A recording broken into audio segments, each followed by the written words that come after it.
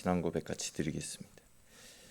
나는 전능하신 아버지 하나님 천지의 창조주를 믿습니다. 나는 그의 유일하신 아들 우리 주 예수 그리스도를 믿습니다. 그는 성령으로 잉태되어 동정녀 마리아에게서 나시고 본디오 빌라도에게 고난을 받아 십자가에 못 박혀 죽으시고 장사된 지 사흘 만에 죽은 자 가운데서 다시 살아나셨으며 하늘에 오르시어 전능하신 아버지 하나님 우편에 앉아 계시다가 거기로부터 살아있는 자와 죽은 자를 심판하러 오십니다. 나는 성령을 믿으며 거룩한 공교회와 성도의 교제와 죄를 용서받는 것과 몸의 부활과 영생을 믿습니다. 아멘. 우리 같이 찬송 드리겠습니다. 찬송가 211장입니다.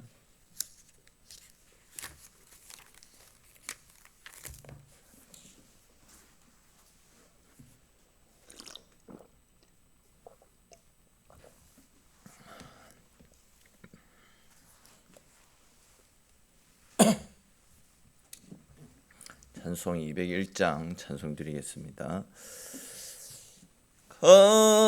값비싼 향유를 주께 드린 막달라 마리아 본받아서 향기로운 산제물 주님께 바치리 사랑의 주 내 주님께 연약한 자에게 힘을 주고 어두운 세상에 빛을 비춰 성실과 인내로 내 형제 이끌리 사랑의 주 내 주님께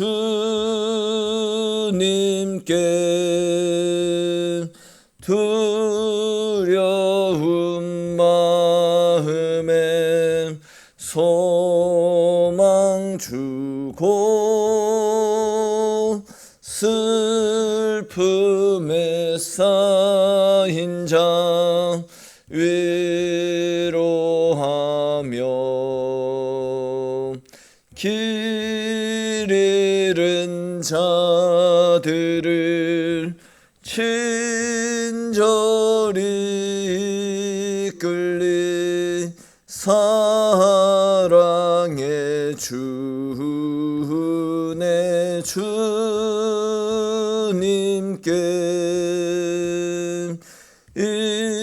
인생의 황혼이 깃들어서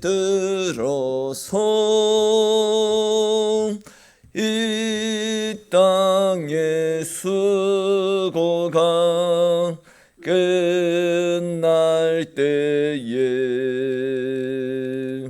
주님을 섬기다 평안히 가리라 사랑의 주 내 주님께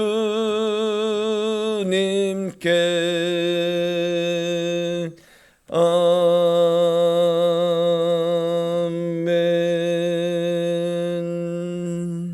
아멘.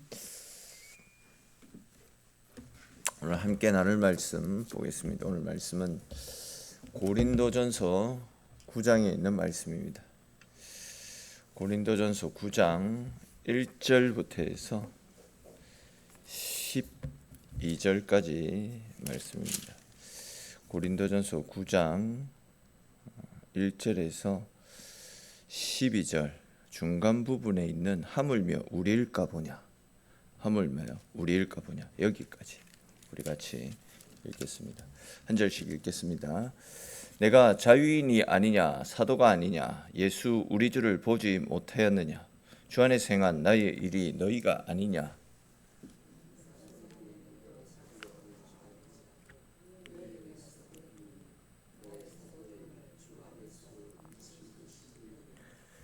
나를 비판하는 자들에게 변명할 것이 이것이니, 우리가 다른 사도들과 주의 형제들과 게바와 같이 믿음에 자매된 아내를 데리고 다닐 권리가 없겠느냐.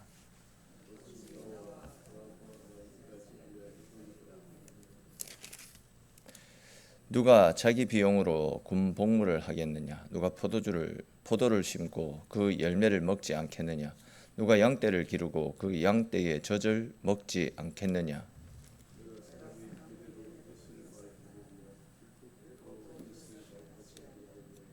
모세의 율법에 곡식을 밟아 떠는 소에게 망을 씌우지 말라 기록하였으니 하나님께서 어찌 소들을 위하여 염려하심이냐.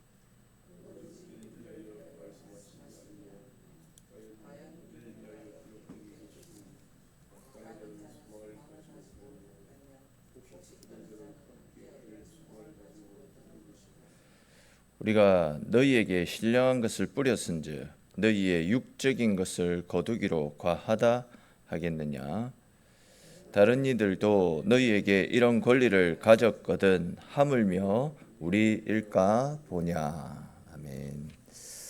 지난 시간에 우리는 성도의 자유와 권리가 사랑 안에서 어떻게 사용되어져야 되는지를 함께 살폈습니다. 즉 우상 제물을 먹어도 신앙적으로 아무 문제되지 않는다라는 사실을 우리가 잘 알고 있더라도 믿음이 연약한 성도들이 우리가 그것을 먹는 모습을 보고 실족할 수 있기 때문에 연약한 그 지체를 위해서 내가 누릴 수 있는 자유도 사랑 안에서 절제하는 것이 덕을 세워가는 일이다. 이런 바울의 권면에 대해서 함께 살펴보았습니다. 근데 이제 오늘 살펴볼 말씀에서 바울은 같은 맥락의 말씀이 쭉 이어지는데 자신을 예로 들고 있습니다. 예로 들면서 성도의 권리와 자유가 무엇인지, 또한 사역자가 가져야 될 정당한 권리가 무엇인지를 설명합니다. 어제와 같은 맥락인데 오늘은 이제 자신은 사도로서 사례를 받을 정당한 권리가 있지만 고린도 교회의 상황과 형편을 고려해서 그 가운데 또 연약한 성도들을 고려해서 자신은 사례를 받지 않는다. 이런 맥락의 말씀이 어제와 같은 측면에서 이어지는데 그와 관련된 말씀들을 조금 더 자세히 살펴보겠습니다. 먼저 1절 2절을 보시면 바울은 내가 자유인이 아니냐, 사도가 아니냐, 예수 우리 주를 보지 못하였느냐, 주 안에서 행한 나의 일이 너희가 아니냐, 이런 말씀들을 쭉 하고 있습니다. 바울이 왜 이런 이야기를 하는 것이냐면 그 이유는 고린도 교회 안에 바울의 사도권을 의심하고 바울을 깎아내리려는 사람들이 있었더랬습니다.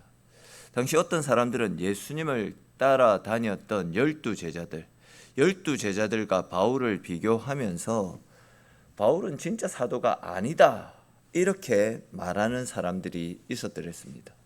또 바울이 이제 고린도 교회로부터 사례를 받지 않고 직접 자기가 일을 해서 버는 수입을 가지고 복음을 전했기 때문에 바울이 진짜 사도가 아니라서 사례를 받을 권리를 요구하지 못했다. 그랬기 때문에 자기가 직접 돈을 벌어서 사역을 했던 것이다. 이렇게 주장하는 사람들이 있었더랬습니다. 그러나 이제 바울은 두 가지 증거를 들어서 자신이 사도임을, 자기도 정식 사도임을 분명히 이야기합니다. 그 첫 번째는 자신은 부활하신 예수님을 만났다라는 겁니다. 아시는 대로 바울은 다메섹으로 가는 도중에 부활하신 예수님을 만났습니다.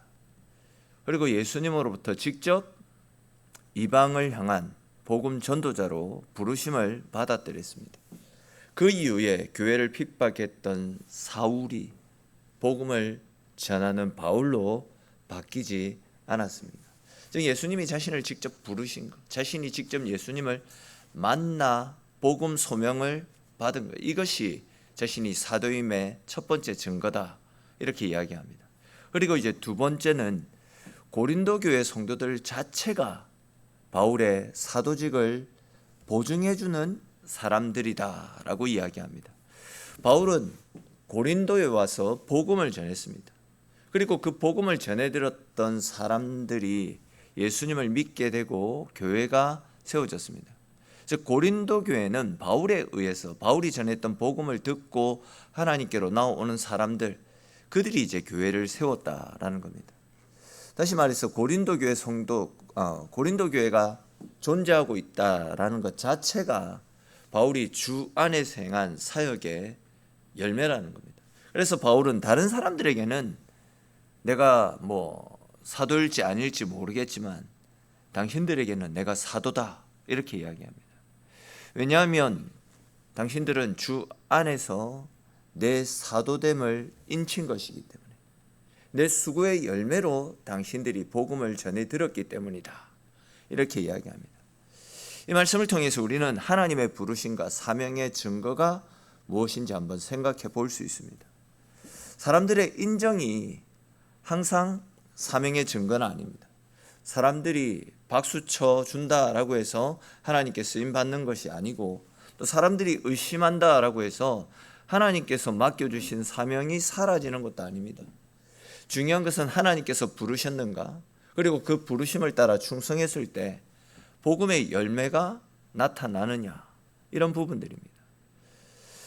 우리 역시도 사람들의 평가에 흔들릴 필요가 없습니다. 사람들이 알아주지 않아도 하나님께서 나에게 맡겨주신 사역의 자리가 있다라고 한다면 그 자리를 충성스럽게 감당하십시오. 또 반대로 하나님께서 세우시고 하나님이 사용하시는 사람을 내 기준과 내 판단대로 함부로 판단해서도 안 됩니다. 하나님은 부족한 사람을 통해서도 복음의 열매를 맺게 하시는 분이시고, 그 연약한 사람들을 통해서 당신의 교회를 세워 가시는 분이 우리 하나님이십니다. 그 하나님의 부르심을 존중하고 맡겨주신 사역을 따라 언제나 헌신하고 충성하며 내 삶과 내 마음을 드리는 것, 이것이 주의 부르심 앞에 순종하는 사람들의 모습이다 할 수 있습니다.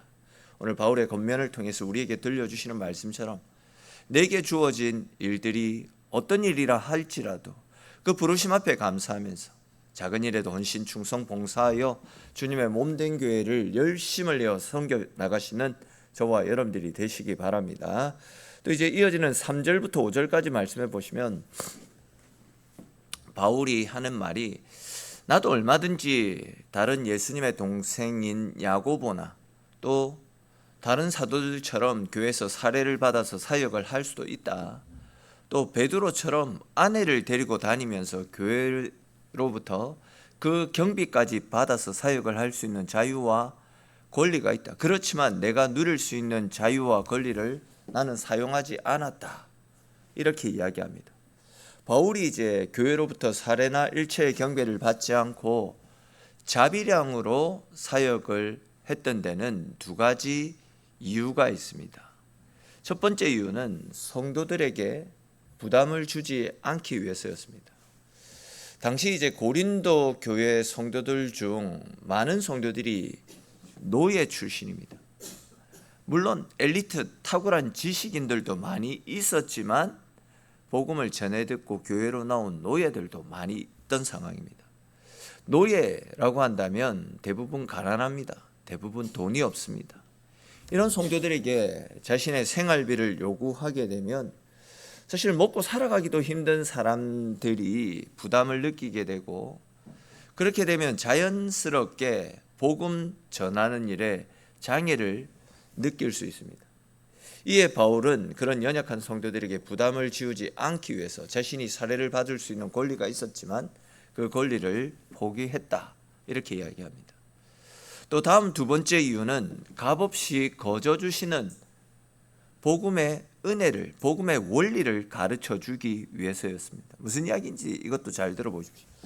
얼마 전에도 말씀을 드렸듯이 당시 고린도 지역에는 앞에서 말씀드린 노예들도 있었지만 그와는 반대로 철학과 지식을 배워서 지식적으로 철학적으로 탁월한 사람들도 많이 있었습니다.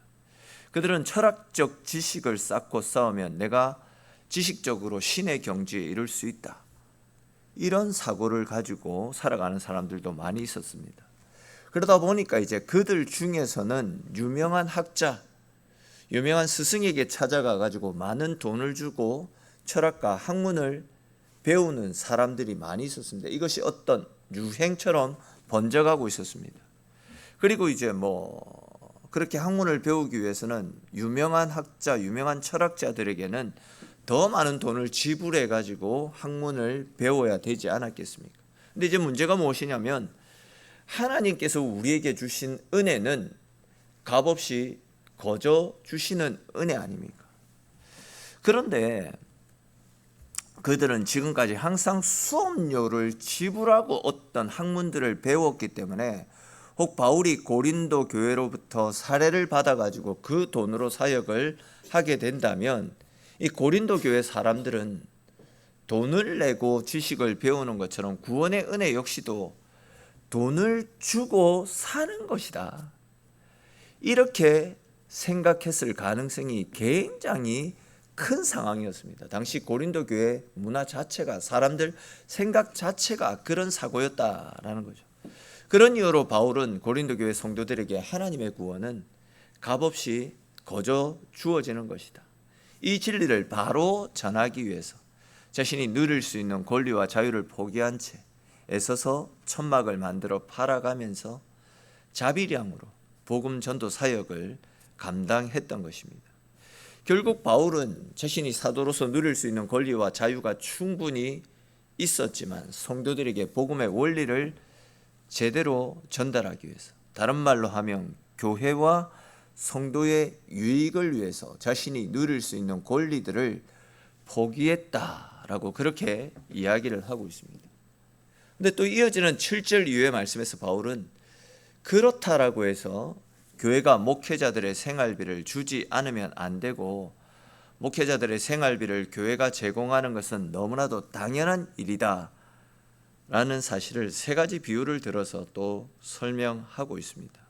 자기는 특수한 상황이기 때문에 교회를 위해서 사례를 받지 않고 있지만 사례를 목회자들에게 드리는 것은 당연하다, 그 이야기를 한다라는 거죠. 그리고 그 이유를 세 가지 이야기합니다.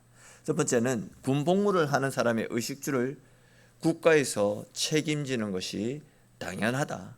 또 두 번째는 포도를 심은 사람이 열매를 구하는 것도 당연하다. 또한 양떼를 치는 사람이 양떼의 젖을 먹는 것이 당연한 일이듯이 목회자들이 교회로부터 사례와 생활비를 받는 것은 당연한 일이다, 이렇게 이야기를 하고 있습니다. 조금 다른 관점에서 말씀을 드리면 교회는 반드시 사역자들의 생활비를 책임져야 된다, 이 이야기를 하고 있는 겁니다. 또 이어지는 9절 10절 말씀에서 보시면 바울은 구약의 율법까지 인용합니다. 구약의 율법까지 인용하면서 사역자들이 교회로부터 생활비를 받아서 그것으로 생활하는 것은 당연한 일이다 라고 그렇게 소개하고 있습니다. 그렇습니다. 여러분, 바울의 이러한 권면이나 또한 성경에 기록된 다양한 가르침처럼 교회는 목회자들의 생활비를 책임져야 됩니다. 이것은 성경적 원리입니다. 목회자는 오직 목회에만 전념할 수 있도록 하나님께서 세우신 하나님의 일꾼 아닙니까? 그렇기 때문에 교회는 목회자들이 생계에 대한 염려와 걱정 없이 오롯이 말씀을 전하는 일, 또 성도들을 위해서 기도하는 일, 교회를 바르고 건강하게 세워가는 일에 전념할 수 있도록 목회자들을 배려할 수 있어야 된다라고 이야기합니다. 마지막으로 이제 또 11절과 12절 상반절까지 말씀해 보시면 바울은 자신이 고린도 교회에 뿌렸던 것은 단순한 지식이 아니었고 하나님의 사랑이었음을 이야기합니다. 바울은 그들에게 복음을 뿌렸고 생명의 말씀을 뿌렸고 예수 그리스도의 십자가의 복음과 부활을 뿌렸더랬습니다. 그리고 이제 그 복음을 통해서 고린도 교회 사람들이 구원을 받았고 하나님의 교회가 세워질 수 있었던 것입니다. 그렇기 때문에 바울이 그들에게 육적인 필요를 공급받는 것은 절대 지나친 요구가 아님을 바울은 이야기하고 있습니다. 다른 사역자들도 고린도 교회 안에서 사례를 받으면서 사역을 하는데, 하물며 고린도 교회에 복음을 뿌리고 복음으로 낳고 말씀으로 세우고 눈물로 수고했던 사도 바울이 사역자로서 자신의 권리를 요구하는 것은 너무나도 당연한 일입니다. 그런데 지금 바울은 자기 욕심을 채우기 위해서 이런 말을 하고 있는 것이 아니라 복음의 수고가 얼마나 귀한 것인지, 즉 신령한 것을 심는 것이, 가꾸는 것이 얼마나 값진 것인지를 깨닫게 하려고 이런 말을 하고 있는 것입니다. 우리도 바울이 증거하고 있는 이 말씀 앞에서 복음의 가치를 다시 한 번 더 생각해 볼 수 있어야 됩니다. 사실 수많은 사람들이 눈에 보이는 물질은 아까워하면서도 말씀을 통해서 받았던 은혜와 기도를 통해서 받았던 위로, 또한 복음 안에서 얻었던 생명은 너무나도 쉽고 또 너무나도 당연한 것으로 받아들이는 경우들이 많이 있습니다. 그러나 우리를 살리는 것은 돈도 아니고 세상의 지혜도 아니고 사람들의 능력도 아닙니다. 우리를 살리는 것은 복음이고, 또 우리를 새롭게 하는 것은 하나님의 말씀이고, 우리를 죄와 사망으로부터 건질 수 있는 것은 오직 예수 그리스도의 십자가의 은혜밖에 없습니다. 그렇기 때문에 여러분, 복음의 수고를 절대 가벼운 것으로 생각해서는 안 됩니다. 나에게 복음의 신령한 은혜들을 심어준 사람들, 또 나를 말씀으로 양육하고 가르쳐준 사람들, 나를 위해서 기도하고 믿음의 길로 이끌어 주었던 사람들의 그 수고들을 결코 가볍게 여겨서는 안 됩니다.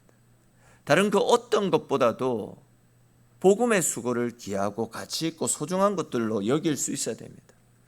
더 나아가서 받은 은혜에만 머물러 있어서도 안 되고, 이제는 누군가에게 내가 받은 그 은혜들을 흘려보내는 증인의 삶을 잘 감당해 나갈 수 있어야 되는 것입니다.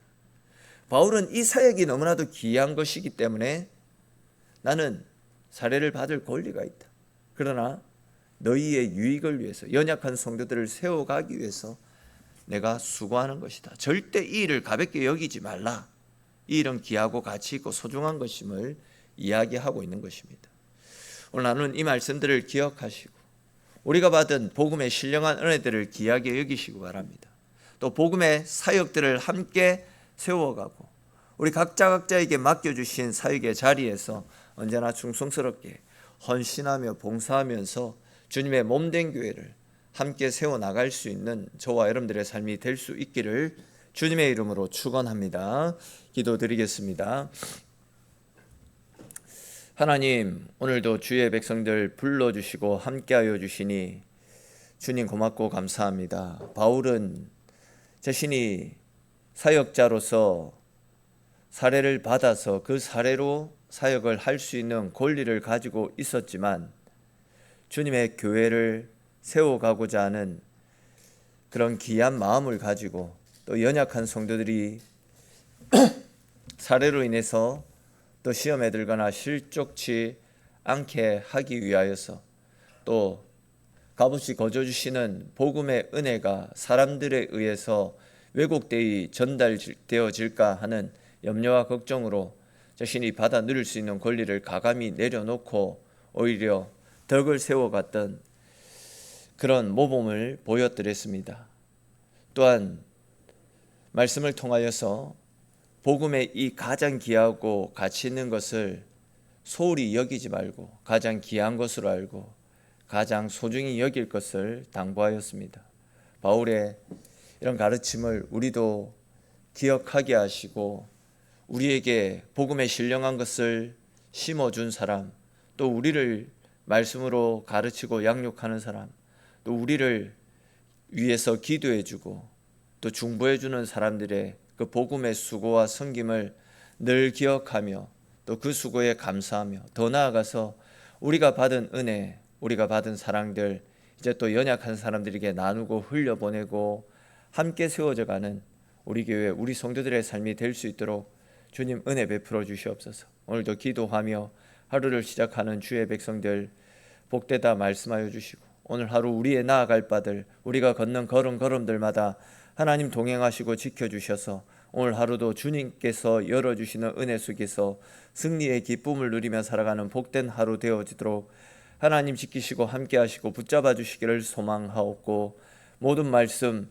살아계신 우리 주 예수님의 이름으로 기도드립니다. 아멘.